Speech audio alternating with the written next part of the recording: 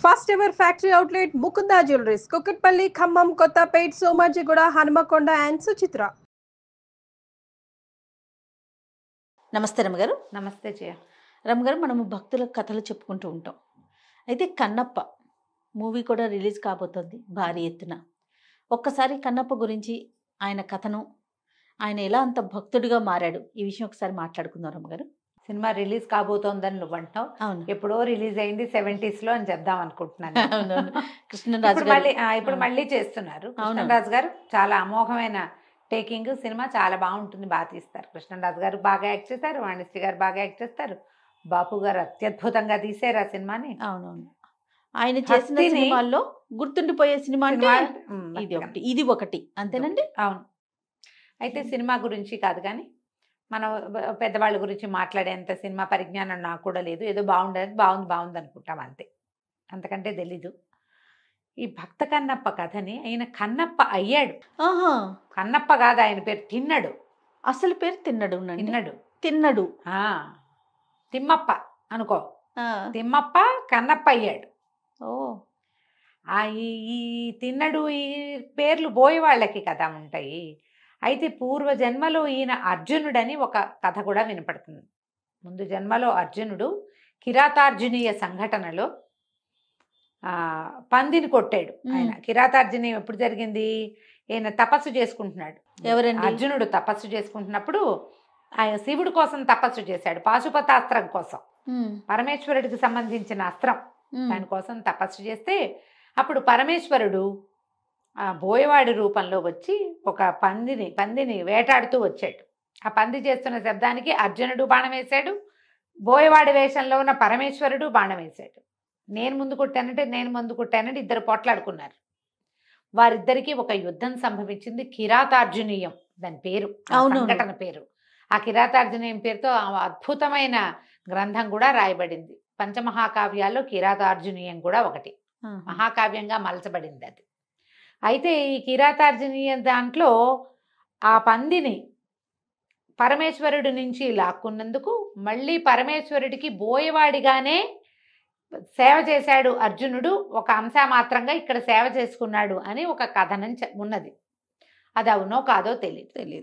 కానీ కాళహస్తీశ్వర మహత్యంలో ఈ చెంచు కులానికి చెందిన ఇతను బోయవాడికి భగవంతుడు ఎట్లా సాక్షాత్కరించాడో వివరంగా చెప్పబడింది.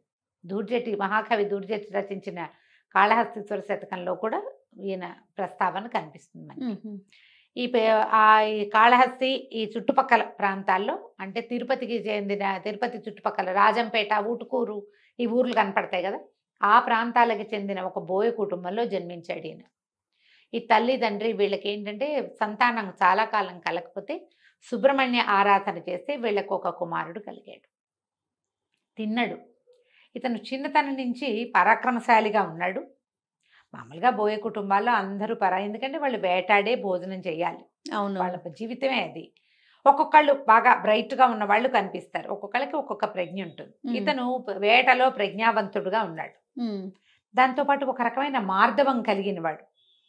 తను ఆడ జంతువుల్ని వేటాడేవాడు కాదట, పిల్లల్ని చంపేవాడు కాదు. చిన్నపిల్లలు అయితే వాటిని వేటాడేవాడు కదా. వేట తప్పదు, ముదిరిన పెద్ద మొగ జంతువులనే వేటాడేవాడు, పెద్దవాటితోటే ఉండేవాడు.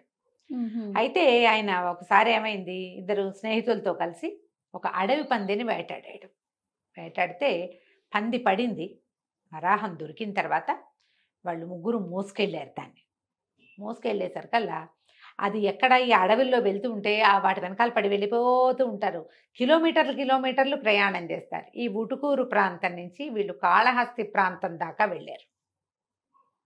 పెద్ద దూరమేం కాదు, ఆ కాలంలో అది దగ్గర కిందే లెక్క. వెళితే సువర్ణముఖి తీరానికి వెళ్ళారు. అక్కడ నీళ్లు తాగుదాం అనుకున్నారు. అక్కడికి వెళ్ళేసరికల్లా కాళహస్తి ఆ కొండ కనపడుతోంది.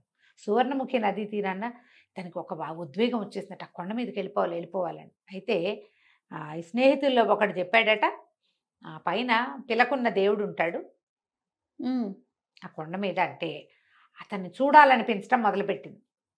జన్మాంతరమైనటువంటి ఆ పిలుపేదో ఉంది లోపల, మనకు కూడా ఉంటుంది, ఒక్కొక్క దాని మీద లాగేస్తూ ఉంటుంది. చిన్నప్పుడు ఎప్పుడు వెళ్ళకపోయినా అది కనపడేసరికి ఇదే మంది అనిపిస్తుంది, ఉద్రేకం వచ్చేస్తుంది. ఆయనకి వచ్చిన ఉద్రేకంలో వెళ్ళాలి వెళ్ళాలి వెళ్ళాలని అనిపించింది. వెళ్ళాలనిపించి ఇక వీళ్ళని పట్టించుకోవాలి. ఇందులో వీళ్ళలో ఆ ఉన్న స్నేహితులు ఇద్దరు ఇక్కడ ఈ పందిని పచనం చేస్తున్నారు. తింటారుగా వాళ్ళు, కొంత తిని కొంత పట్టుకెళ్తారు. ఇక్కడ ఆకలేస్తోంది, మరి పొద్దు నుంచి వేటాడుతున్నారు. వాళ్ళు పచనం చేస్తుంటే ఇతను పైకి వెళ్ళాడు. ఆ కొండ మీదకి వెళ్తే అది పురాతనమైన దేవళం, ఎప్పటిదో. ఆ లోపల ఉన్న కాళహస్తీశ్వర లింగాన్ని చూసేసరికి ఒక ఉద్వేగం వచ్చేస్తుందట ఆయనకి. పరిగెత్తుకుంటూ వెళ్ళి కౌగులించుకున్నాడు. ఇది తనదేని అనిపించడం మొదలుపెట్టింది. దైవం అని తెలిసింది. ఎన్నో ముద్దులు కురిపించాడట. ఎంత కావలించుకున్నాడో. ఎప్పటి నుంచి ఉన్నావో, ఇట్లా ఒడిగిపోయావు, ఇట్లా వడలిపోయి ఉన్నావు, నీకు ఆకలిస్తోందా అని అడిగి నీకు ఆహారం తెస్తానని పరిగెత్తుకుంటూ కిందకు వచ్చాడు. మళ్ళీ వచ్చి ఈ ఉడికిన పంది మాంసాన్ని ఆకులు తీసుకున్నాడు. తీసుకుంటే ఆ స్నేహితుల్లో ఒకటి చెప్పేట, పైన ఉన్న అయ్యవారు ఒట్టిగా తిండరా, ముందు నీళ్లతో కడిగి నీళ్లు పోసి తర్వాత అన్నం పెడతారన్నాడు. నీళ్లు పోయాలంటే ఎట్టా పోయాలి? అందుకని ఏం చేశాడు, నోటి నిండా నీళ్లు పోసుకుని పుక్కిలు తిండా నీళ్లు బట్టి ఆకులో ఈ పదార్థం తీసుకుని సమీపంలో పువ్వులు పెడతారని చెప్పారు వాళ్ళు. ఓ 2 పువ్వులు కోసుకుని ఆ పువ్వులు అటు ఇటు పడిపోతాయని వాడికి ఇంత సిగ ఉంటే సిగ నిండా గుచ్చుకున్నాడట. ఆ పువ్వులు పడిపోకుండా ఈ ఆహారాన్ని ఇట్లా పట్టుకున్నాడుగా. ఆహారం పుచ్చుకుని నెత్తి మీద తనే ధరించి పువ్వులు తన నోట్లో వేని నీళ్లతోటి లోపలికి పరిగెత్తుకుంటూ వెళ్ళి ఏం చేశాడు, ఆ శివలింగం మీద పుక్కిట్లో నోట్లో ఉన్న నీళ్లు ఉమ్మేసి ఆయన నెత్తి మీద ఆ పరమేశ్వర శివలింగాన్ని మీద పోసి తర్వాత పువ్వులు పెట్టి అంతా తుడిచి శుభ్రంగా పువ్వులు పెట్టి ఇది నివేదన చేసి అది పెట్టి తిను తిను తిను అని చెప్పి, ఎవరు రాకుండా నేను చూస్తా, రుచిగా తిను, ఎవరన్నా చూస్తారని నీకు భయమా అని అడిగి నేను ఇక్కడే నుంచుంటాను, నువ్వు తినేసేయమన్నాడు. వెళ్ళి అవతల నుంచున్నాడు. జంతువులు ఎవరైనా తీసుకుపోతారేమో, నువ్వు మెల్లిగా తిను, ఎవరు ఎత్తుకుపోకుండా ఉంటానని కొద్దిసేపు అక్కడ కాపలా కాసాడు.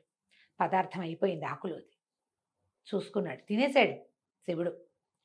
సరే అక్కడే ఉండిపోవటం మొదలుపెట్టాడు. ఆ స్నేహితులు ఎలుగెత్తి పిలిచారు, రా రా రా అంటే దిగాడు. మెట్లు సగం దిగాక వదలుపు దిగాలి, మళ్ళీ పరిగెత్తుకుంటూ పైకి వెళ్ళిపోయాడు. 2 సార్లు 3 సార్లు వాళ్ళు పిలవటం, ఇతను దిగలేకపోతున్నాడు, వెళ్ళలేకపోతున్నాడు ఎన్ని వదిలిపెట్టి. వాళ్ళు ఏం చేశారు, రేపొద్దు కానీ రాబా అని బలవంతం చేశారు. కిందకి వెళ్ళిపోయాడు. వెళ్ళాడు. రాత్రి ఎక్కడో పడుకున్నారు. తెల్లవారి మళ్ళీ వేటాడారు. కుందేళ్ళు ఏవో కనపడ్డాయి. మళ్ళా ఆహారం పచనం చేస్తే మళ్ళీ నోటి నిండా నీళ్లు పోసుకున్నాడు, మళ్ళీ పువ్వులు కోసుకున్నాడు. మళ్ళీ ఈ ఉడికిన ఆహారం మొట్టమొదటి శివుడికే పెట్టాలి, దేవుడికే పెట్టాలి నేనని పట్టుకుపోయాడు మళ్ళీ పైకి. 5 రోజుల పాటు రోజు వెళ్ళేవాట పైకి. వాళ్ళు ఇళ్ళకి వెళ్ళటం, సాయంత్రం అయ్యేసరికి ఇల్లు చేరిపోవటం ఏం లేదు. పెద్ద పిల్లలు అడవుల్లో పడి తిరుగుతూ ఉంటారు, ఎప్పుడో వెళ్తారు ఇంటికి. ఆహారం సంపాదించుకుంటూ ఉండటం, తినటం, తిరగటం అంతే. ప్రతిరోజు కొండ మీదకి వెళ్ళిపోతున్నాడు. ఒక 5-6 రోజులు అయ్యేసరికల్లా వీళ్ళకి భయం వేసింది, ఏమిటి వీడు ఇంత పిచ్చి అయిపోతున్నాడు అని వాళ్ళ అమ్మకి నాన్నకి చెప్పారు. వీడు ఆ కొండ మీద ఉన్న అయ్యోరి దగ్గరికి వెళ్ళిపోతున్నాడని, ఆహారం అంతా ఒక వంతు ఆయనకి పెట్టేస్తున్నాడని. దేవుడికి పెట్టడం తెలుసు వాళ్ళకి, దేవుడు తినటం ఏమిటో తెలియదు. ఇక్కడేమిటో దేవుడు తినేస్తున్నాడు అది, మరి అలాగే కనపడుతోంది. లేకపోతే ఎందుకు పెడతాడు వాడు మళ్ళీను? పైగా ఈ వెళ్ళిన వాడు ఇవన్నీ వస్తువులు పుచ్చుకెళ్తాడు. ఆ ముందు రోజు పెట్టిన పువ్వులు వాటిని కాలుతోటే శుభ్రం చేస్తాడు. వాడికి అదే తెలుసు. ఈ కథ ఇక్కడ జరుగుతూ ఉండగా ఈ దేవళానికి ఒక అర్చకుడు ఉండేవాడు. ఆయన రోజు వచ్చేవాడు. ఎప్పుడైతే ఈ కథ మొదలైందో, ఈ మాంసాహారం పెట్టున్న ఆకులు పువ్వులు కొంత మిగిలిపోతుంది. ఆకులు అంతా తుడుచుకుని తిండు శివుడు. తింటున్నాడో లేదో, అది అక్కడే ఉందో, నచ్చలేదా అంటాడు ఇతను. అందుకని మరి ఆయన ఏం చేస్తున్నాడు దాన్ని ఇది చూసి అలమటించిపోయాడు ఆయన. ఇదేమిటి, ఎవరు తెచ్చి పెడుతున్నారు ఈ పువ్వులేమిటి, అవి ఏమిటో పిచ్చి పువ్వులు, అవన్నీ దేవుడికి పెట్టే పువ్వులు కాదు, పరమేశ్వరుడికి కొన్ని పువ్వులే పెడతారు. ఎవరో వస్తున్నారు, ఏదో జరుగుతోందని ఆయన ఓహో దుఃఖించి పరమేశ్వరుడు వెనకాల పరి విధాలుగా ప్రార్థించాడు. ఆయన అన్నట్ట, నువ్వు ఒక పని చెయ్యి, రేపు పొద్దున్నే రా, నీ అర్చన ముగించి లింగం వెనకాల కూర్చో, ఏం జరుగుతుందో చూద్దు కానీ అని చెప్పాడు. ఇలా రోజు గడుస్తోంది కదా. ఈయన ఒకరోజు మంచి ముదురు లేడి మాంసాన్ని పట్టుకుని ఇక ఆయన తిన్నాడు. పైకి వెళ్ళేసరికి ఈయన చూస్తూ ఉండగానే ఏమైంది, పరమేశ్వరుడికి 2 నేత్రాలు, ఒక నేత్రంలోంచి నెత్తురు కారటం మొదలైంది. అడిలిపోయాడు ఈయన. ఇది తిన్నాడు. అయ్యో నీ కంటికి ఏదో వచ్చింది, ఏమైంది, ఎవరైనా కొట్టారా, ఏదైనా తగిలిందా, నీకు ఏదో జబ్బు చేసింది అని చెప్పి పరిగెత్తుకుంటూ వెళ్ళి ఏవో 4 ఆకులు నలిపి పోయే వాళ్ళకి తెలుస్తాయిగా, కన్ను ఎర్రబడితే పెట్టేవి, అది తెచ్చి పెట్టాడు. అవలా ఏం చేసినా కంట్లోంచి నెత్తురు రావడం మానలేదు. విపరీతంగా దుఃఖించాడు. అయ్యో అయ్యో నీకేదో వచ్చేసింది, నువ్వు ఇలా అయిపోతున్నావు, ఏమైనా ఆహారం పడలేదా, నీకేమవుతుంది, ఏం చేయాలి అని ఆలోచించి అప్పుడు కంటికి కన్ను పంటికి పన్ను సిద్ధాంతం గుర్తొచ్చింది అతను. బాగుంది, ఈ కన్ను తీసేసి ఇది పాడైపోయింది, నా కన్ను తీసి పెడతాను నీకు, నా కంటితో చూద్దుగా నువ్వు అని చెప్పి ఏం చేశాడు, తన కన్ను పెకలించి ఈ శివుడి కన్ను తీసేసి తన కంటిని అక్కడ పెట్టాడు. ఆ వెనకాల ఉన్నవాడు నిర్ఘాంతపోయి చూస్తున్నాడు ఏం జరుగుతోందా అని. ఈ ఒక్క కన్ను పెట్టేసరికి రెండో కంట్లోంచి నీరు గారటం మొదలుపెట్టి మళ్ళీ నెత్తురు వస్తుంది రెండో కంట్లోంచి. భయం వేసింది. అయ్యో ఇదేమిటి రెండో కంటికి కూడా జబ్బు చేసింది, పర్వాలా మనకు వైద్యం తెలుసు, ఒక కన్ను పెడితే తగ్గింది కదా, రెండో కన్ను కూడా నీకు పెడతానని ఏం చేశాడు, ఈ కన్ను మొదటిసారి ఓ కన్ను తీశాడు, అప్పుడు తన 2 కళ్ళల్లో ఓ కన్ను ఉంది కాబట్టి కనపడుతోంది, ఇప్పుడు ఎట్లా కనిపిస్తుంది, అందుకని ఏం చేశాడు, శివలింగం పక్కన నిలబడి ఓ కాలెత్తి గుర్తుగా తన బొటన వేలిని శివుడి కన్ను మీద ఆనించాడు. ఆనించి తన రెండో కన్ను పెకలించి కరెక్ట్గా ఎక్కడ పాదం ఆనించాడో అక్కడ పెట్టడం కోసం ఎప్పుడైతే ఈ తిన్నడి కాలెత్తి ఆ కంటి మీద పెట్టి కన్ను పెకలించడానికి, తన రెండో కన్ను పెకలించుకోవటానికి బాణం కొసపెట్టి తీసేసాడు. ఇట్లా చురకత్తులు ఉంటాయి వాళ్ళ దగ్గర, తర్వాత బాణాలకి కొస ఉంటుంది, దాంతో ఇట్లా పెళ్ళగిస్తున్నాడు. ఆ పెళ్ళగిచ్చేసరికల్లా గుడిలో గంటలు మోగినైట, దీపాలు వెలిగినైట, అనేక రకాల సుగంధ ద్రవ్యాల వాసన, గుడంతా ధూపం. పరమేశ్వరుడు లేచి బయటకు వచ్చాట. కన్నప్ప ఆగు ఆగు కాగని 3 సార్లు కన్నప్ప కన్నప్ప కన్నప్ప అన్నాడు పరమేశ్వరుడు. రెక్క చేయి పట్టుకున్నాడు. ఈ శివలింగంలోంచి వచ్చినటువంటి మహాద్భుత సౌందర్య రాసైనటువంటి పరమేశ్వరుడిని చూసేసరికి కన్ను ఇంకా పెకలింక పడలేదు కదా, అని అట్లా చూస్తూ ఉన్నాడు. అతనికి 2 కళ్ళు వచ్చేసినాయి. పరమేశ్వరుని ఆలింగనం చేసుకున్నాడట. నీ కన్నిచ్చి భగవంతుడికైనా సరే ఇంత చేసిన వాడు ఆ కన్నప్పగానే ఇతను గుర్తింపబడతాడని ఆయన వరం ఇచ్చాడు. ఈ వెనక కూర్చుని ఇదంతా చూసిన ఆయనకి, అతనికి కూడా పరమేశ్వర సాక్షాత్కారం లభించింది. ఆ కథ ఆయన వల్ల బయటకు వచ్చింది. సాక్షాత్ పరమేశ్వరుడు అయిపోయాడు ఈ కన్నప్ప కూడా. తర్వాత ఎంతో కాలం జీవించి తర్వాత ఆయనకి ముక్తి మోక్షం లభించింది. అప్పుడే పరమేశ్వరుడిలో లీనమైపోయాడన్న కథ కూడా చెప్తారు. మనకి సినిమా అనేసరికల్లా అతనికి భార్య అవి ఇవి ఇద్దరి మధ్య కొంచెం స్నేహం అవి కథలు పెంచుకుంటారు కదా, అదంతా జరిగిందో లేదో మనకు తెలియదు. సాధారణంగా మనకు చెప్పబడే కథ అయితే ఇది. అతను చదువుకున్నది ఏం లేదు. అదేలేండి, భగవంతుడి పట్ల భక్తి అనేది ఒకళ్ళు నేర్పితే వచ్చేది కాదు. అవును, నేర్చుకుంటాం మనం రకరకాలు. అది లోపల ఒక భక్త్యావేశం అనేది ఒక చుక్కుంటే చుక్క నుంచి రకరకాల ముగ్గులు పెడతాం. చుక్క ఉండాలి. ఆ చుక్క జన్మాంతరంగా రాబడుతుంది, ముందు నుంచి తెచ్చుకోబడుతుంది, ముందు నుంచి ఉండి. కొంతమంది చూడు ఇళ్లలో అందరూ భక్తి పరులే ఉంటారు, ఒకళ్ళు అథిస్టుడు నేనంటాడు. వాళ్ళు ఏంటో వాళ్ళంతా మడి ఆచారం పూజా వ్రతాలు నువ్వులు బోల్డ్ ఉంటాయి, వీళ్ళకి ఏ ఆసక్తి ఉండదు. వాడికి కూడా ఎప్పుడో కలిగితే కలగచ్చు, కలగని వాళ్ళని కూడా మనం చూస్తాం. అవును, ఈ భక్త్యావేశం అనేది అతనికి సహజంగానే కలిగిందని చెప్పబడుతుంది కథల్లో. ఆ సువర్ణముఖి నది తీరానికి వచ్చి ఆ కాళహస్తీశ్వరుని చూసేసరికి అట్టడవిలో ఎందుకున్నావు, నువ్వు ఒక్కడవే ఎలా ఉన్నావు, ఆ శివలింగం మనం లింగం అని చెప్పుకుంటామా, అక్కడ వ్యక్తిగానే ఇతనికి కనపడ్డాడు. అది లింగంగా అని అనుకోవడానికి వీల్లేదు. ఒట్టి రాయిని చూసి అతను ఆకర్షింపబడ్డాడంటే అందులో ఒక సౌందర్య విశేషం తెలిసింది, అతనికి కనిపించింది, అంతే. ఆయన కనపడింది. భక్త్యావేశం వల్ల అతని లోపల ఉన్న మార్ధవాన్ని భగవంతుడు పెంచాడు. చూడు కథ ఎంత బాగుంటుందో. సినిమా కూడా బాగా తీశారులే, పాత సినిమా బాగుంటుంది, మరి లేటెస్ట్ది అవును చూడాలి. కానీ తెలీదు మనకి ఇప్పుడంతా బోల్డంతా టెక్నాలజీలు పెరిగాయి కాబట్టి అవునవును, బోల్డన్ని గ్రాఫిక్స్ గీఫిక్స్ చాలా రకాలు యాడ్ చేసి ఉండొచ్చు. కథ ఇది. ఈ భక్త కన్నప్పని మనం భక్తాగ్రగణ్యులుగా చెప్పుకుంటాం. ఈయన శివుడిని ఏమని పిలిచాడు, ఏం మాట్లాడాడు, శివుడికి ఏం పెట్టాడు, ఆయన పెట్టలేదా, మేము పెడితే తిండా, ఇలాంటివి మాట్లాడతారు. అసలు మాట్లాడచ్చమ్మా?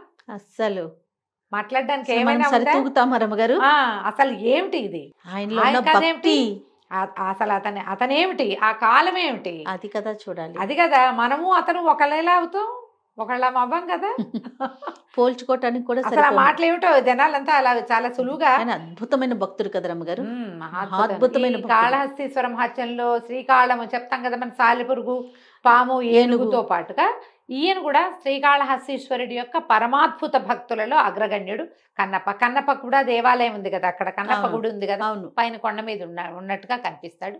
ఆ ధనుర్బాణాలు అవి ధరించి తిరిగేవాడని, తను వేటగాడుగా ఉండే ఇలా మహాభక్తుడుగా మారాడంటారు. కన్నప్ప నాయనార్ అంటే నాయనార్ల గాథలు చెప్పుకున్నాను చూడు, అవునవును. ఈయన్ని కన్నప్ప నారిని నేత్రేశ నాయనార్గా చెప్తారు. సంస్కృతంలో నేత్రేశుడు ఇతని పేరు, కళ్ళు ఇచ్చారు కళ్ళు కాబట్టి. ఇచ్చాడు కాబట్టి.